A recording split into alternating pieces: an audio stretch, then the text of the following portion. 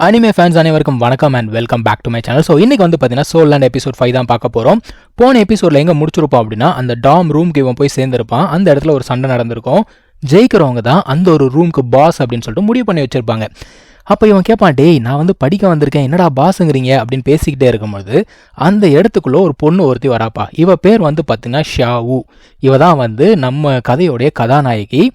இதை பார்த்தோன்னே பசங்கள்லாம் கேட்குறாங்க, என்னடா நம்ம டாம் ரூமுக்குள்ளே ஒரு பொண்ணு வரா, ஒருவேளை இந்த இடத்துல பொண்ணு பசங்கள்லாம் ஒன்றா தான் தங்குவாங்களா, ஐயோ நமக்கு வேறு அந்த அளவுக்கு வயசாகலையேன்னு சொல்லிட்டு பேசுகிறாங்க. என்ன பேச்சு பார்த்தீங்களா இந்த சின்ன பசங்களுக்கு. இப்போது ஆஸ் பர் ரூல் என்ன பண்ணணும், இவங்க 2 பேர் சண்டை போடணும் இல்லையா. இப்போது நம்ம ஹீரோ வந்து ஆல்ரெடி ஜெயிச்சிட்டான், அதனால் ஹீரோ கூட இவ சண்டை போடணும். ஸோ ஆஸ் பர் ரூல் என்ன பண்ணாங்கன்னா 2 பேருமே சண்டை அப்படிங்கிறத போட ஆரம்பிக்கிறாங்க. அந்த சண்டையில் ஷாவு வந்து பார்த்தீங்கன்னா எதிர்பார்க்காத அளவுக்கு பயங்கரமாக சண்டை போடுறா. இங்கே நான் ஒரே ஒரு சீக்ரெட் உங்களுக்கு சொல்லிடுறேன், இவங்க வந்து இங்கே ரிவீல் பண்ண மாட்டாங்க, இருந்தாலும் நான் சொல்கிறேன். அவள் வந்து ஆக்சுவலாக ஹியூமன் கிடையாது, அவள் ஒரு ஸ்பிரிட் பீஸ்ட். இந்த பீஸ்ட்லாம் வந்து பார்த்தீங்கன்னா ஒரு பர்டிகுலர் இயர்ஸுக்கு அப்புறமா, அதாவது 1,00,000 வருஷம் 2 வருஷம் அது வாழ்ந்துடுச்சு அப்படின்னா அதுக்கப்புறமா அந்த சக்தி அப்படிங்கிறத பயன்படுத்தி அது ஹியூமனாக மாற முடியும். அப்படி ஹியூமனாக மாறும்பொழுது அவங்களோட சக்தி அப்படிங்கிறது ரொம்ப குறையும். அதனால தான் இவ வந்து பார்த்தீங்கன்னா கொஞ்சம் பவர் அப்படிங்கிறது ரொம்ப கம்மியாகவே இருக்குது. ஆனால் வளர வளர பவர் அப்படிங்கிறது கொஞ்சம் கொஞ்சமாக அவங்களுக்கு திரும்ப வந்துக்கிட்டே இருக்கும். ஸோ இந்த ஒரு சண்டையில் வந்து பார்த்தீங்கன்னா ஷாவு ஜெயிச்சிட்றா. அதனால் அவளை வந்து இந்த இடத்துக்கு பாஸ் அப்படின்னு ஃபிக்ஸ் பண்ணிடுறாங்க. இப்போ என்ன ஆகுதுன்னா, அங்கே இருக்கக்கூடிய பெட்டில் ஏதாவது ஒரு பெட்டை செலக்ட் பண்ணோம். இவன் என்ன பண்ணுறா, நம்ம ஹீரோக்கு பக்கத்தில் இருக்கக்கூடிய பெட்டை செலக்ட் பண்ணிக்கிறா. அந்த டைமில் ஒருத்தன் வரான்பா உள்ள.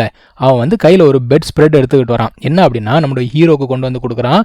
அந்த மாஸ்டர் இருக்கார் இல்லையா, அவர் வந்து கொடுத்து அமைச்சிருக்காரு. மாஸ்டருக்கு வந்து ஒரு ரொம்ப பெரிய பேக்ரவுண்ட் இருக்குது, அதெல்லாம் நம்ம அப்புறம் பார்ப்போம். இந்த பெட் ஸ்ப்ரெட்டை பார்த்தோன்னே இவன் என்ன கேட்குறான்னா, எனக்கும் அது வேணும் அப்படின்னு கேட்குறா. அதனால் நீ என்ன பண்ணுற, 2 பெட்டையும் ஜாயின் பண்ணு, நம்ம வந்து பெட் ஸ்ப்ரெட்டை போட்டு 2 பேரும் ஒன்றா படுத்துக்கலாம், நீ வந்து இந்த பக்கம் படுத்துக்கோ, நான் வந்து இந்த பக்கம் படுத்துக்கிறேன் அப்படிங்கிறா. இதனடா வம்பா போச்சேன்னு சொல்லிட்டு, ஓகே பாஸோட பேச்சை மீற முடியாது, தள்ளு பெட்டை. ஸோ ஒரு வழியாக பெட்டெல்லாம் போட்டு முடிச்சுட்டு அதுக்கப்புறமா எல்லாருமே வந்து சாப்பிட்றதுக்காக போகிறாங்க. இப்போ என்னன்னா, சாப்பிட போகும்போது அங்கே மேலே இருக்கக்கூடிய இடத்துல உணவுகள் அப்படிங்கிறது காசு ரொம்ப அதிகம். கீழே வந்து பார்த்தீங்கன்னா உணவுகள் நார்மல் காஸ்ட்டில் இருக்கும். அதனால் மேலே இருக்கவங்க கீழே இருக்கவங்கள பார்த்து பயங்கரமாக கிண்டல் பண்ணுறாங்க. இந்த கேப்பில் மாஸ்டர் வராரு. அவர் சொல்கிறார், வாப்பா என் கூட மேலே வந்து சாப்பிடு அப்படிங்கிறாரு. அவனா சொல்கிறானா, இல்லைங்க நான் வந்து இங்கே மாதிரி ஃப்ரெண்ட்ஸ் எல்லாம் இருக்காங்க இல்லையா, நான் ஃப்ரெண்ட்ஸ் கூடவே சாப்பிட்றேன் அப்படின்னு சொல்கிறான்.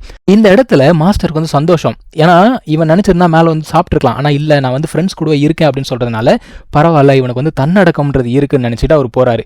இன்னொருத்த கேட்குறான், என்னையா அந்த ஆளை போய் மாஸ்டர்னு சொல்கிற, அந்த ஆள் யாருன்னு தெரியுமா அப்படிங்கிறான். என்னையா பேசுகிற, ஏன் அந்த மாதிரி சொல்கிற அப்படின்னு சொல்லிட்டு ஹீரோ கேட்குறான். அந்த ஆளுக்கு வந்து பவர் ரொம்ப கம்மிடா, இந்த மாதிரி 29 லெவலையும் அந்த ஆள் தாண்டினதே கிடையாது, அந்த ஆளை போய் மாஸ்டர் சொல்கிற அப்படிங்கிறாங்க.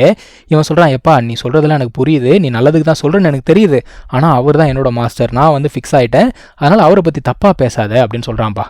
இப்போ நம்ம ஹீரோக்கு என்னன்னா, திடீர்னு அவங்க அப்பா ஞாபகம்லாம் வந்துடுச்சு, அவனால் சாப்பிட முடியல. ஸ்ட்ரெயிட்டாக கிளம்பி மாஸ்டர் பார்க்கறதுக்காக போகிறான். ஆனால் மாஸ்டர் வந்து இவன் இந்த மாதிரி பண்ணுவான்னு சொல்லிட்டு சாப்பாடு எடுத்து வச்சிருக்காரு, கொடுத்து ஒழுங்காக சாப்பிடு அப்படின்னு சொல்கிறாரு. அதுக்கப்புறம் தண்ணியெல்லாம் ஊற்றி வைக்கிறாரு. அவசர அவசரமாக சாப்பிட்டு முடிக்கிறான். அதுக்கப்புறமா அவர் சொல்கிறாரு, சரிப்பா உன்னுடைய அந்த செகண்ட் மார்ஷல் சோல் இருக்குல்ல அதை காட்டு அப்படிங்கிறாரு. அவனும் காட்டுறான்.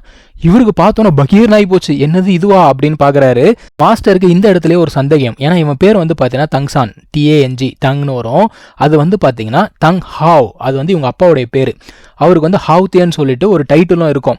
இவனுக்கு அப்பயும் மைல்டாக ஒரு டவுட் வரும், இருந்தாலும் அவன் பெருசாக கேட்டுக்க மாட்டான். அதுக்கப்புறம் அவன் என்ன சொல்லுவானா, இங்கே பாரு என்ன ஆனாலும் சரி இதில் நீ வந்து சோல்ரிங் ஆட் பண்ணவே கூடாது, இதை யார் கண்ணையும் காட்டவும் கூடாது அப்படின்னு சொல்லுவார். இவன் யோசிப்பான், இதே தான் எங்கள் அப்பாவும் சொன்னார் அப்படின்னு சொல்லிட்டு அவன் யோசிப்பான். அவங்க அப்பா தான் சொல்லியிருப்பாரு, நீ என்ன ஆனாலும் சரி இந்த ஒரு ஹேமரில் சோல்ரிங் அப்படிங்கிறத சேர்க்கக்கூடாதுன்னு சொல்லிட்டு அவங்க அப்பா சொல்லியிருப்பாரு. இவனுக்கு அந்த ஞாபகங்கள் எல்லாமே இருக்குது.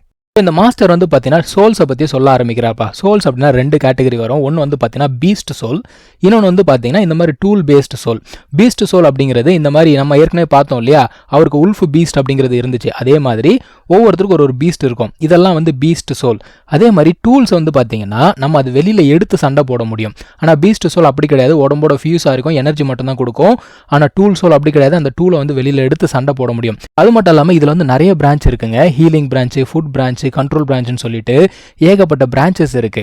ஸோ நம்மளுடைய பவர் என்னவா இருக்கோ அதுக்கு ஏற்ற மாதிரி ஒரு பிரான்ச்சை வந்து நம்ம செலக்ட் பண்ணோம். இவனுக்கு என்ன செலக்ட் பண்ணுறது அப்படிங்கிற மாதிரி ஒரு கேள்வி இப்போ.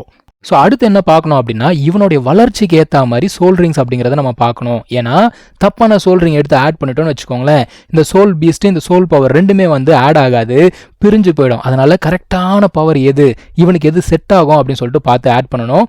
இதில் இவனுக்கு வந்து பார்த்தீங்கன்னா ஒரு அட்வான்டேஜ் இருக்குது. இவனோட பவர் வந்து பார்த்தீங்கன்னா அந்த ப்ளூ சில்வர் பிளான்ட் தானே, அது வந்து பார்த்தீங்கன்னா எதையுமே அப்போஸ் பண்ணவே பண்ணாது.